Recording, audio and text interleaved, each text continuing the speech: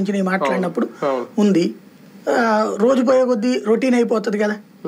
ఇంకోటి రాజకీయం మారేటప్పటికి బోర్ కొట్టేస్తుంది. అంటే విశ్వసనీయత తగ్గిపోతుంది. అంటే అతను తెలుగుదేశంతో పొత్తు అన్న తర్వాత నుంచి డౌన్ అవడం మిగిలినాయి.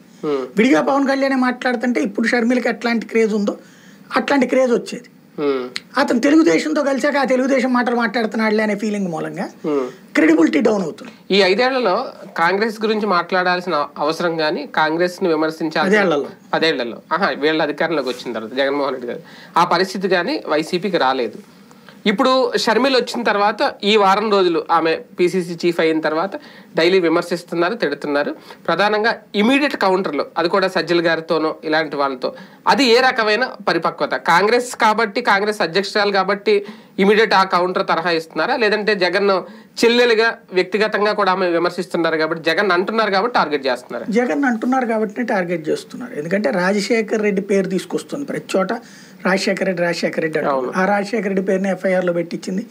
ఆ రాజశేఖర రెడ్డికి వ్యతిరేకంగా రాష్ట్ర విభజన జరిగింది.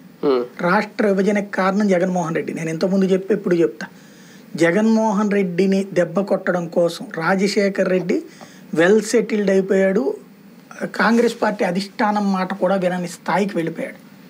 అధిష్టానం తను చెప్పినట్టు నడిచే పరిస్థితికి తెచ్చుకున్నాడు. జగన్మోహన్ రెడ్డి బిడ్డ, ఏది రాజశేఖర రెడ్డి బిడ్డ అయినటువంటి జగన్మోహన్ రెడ్డి అంతకంటే మొండోడు అని తెలిసాక ఇతన్ని తొక్కాలని చూశారు. తొక్కినా కూడా ఇతను నిలబడ్డాడు. కాబట్టి ఇతను నిలబడినటువంటి జగన్ని దెబ్బ కొట్టాలంటే రెడ్లు ఎక్కువగా ఉన్నటువంటి తెలంగాణను విడదీసేస్తే ఎటు దిక్కులేని బతుకైపోతుంది అన్నటువంటి ఉద్దేశంతో రాష్ట్ర విభజన చేసింది. లేకపోతే 2009లో ప్రజలు ఓడగొట్టేశారు. తెలంగాణ నినాదం అయిపోయింది అక్కడతో. 2004లో జై ఆంధ్ర జై తెలంగాణ, 2009లో జై తెలంగాణ అని తెలుగుదేశం ఓడిపోయింది, టీఆర్ఎస్ ఓడిపోయింది. భారీగా డ్యామేజ్ అయిపోయింది టీఆర్ఎస్. 50 సీట్లలో పోటీ చేసి ఎంత గెలిచింది అది?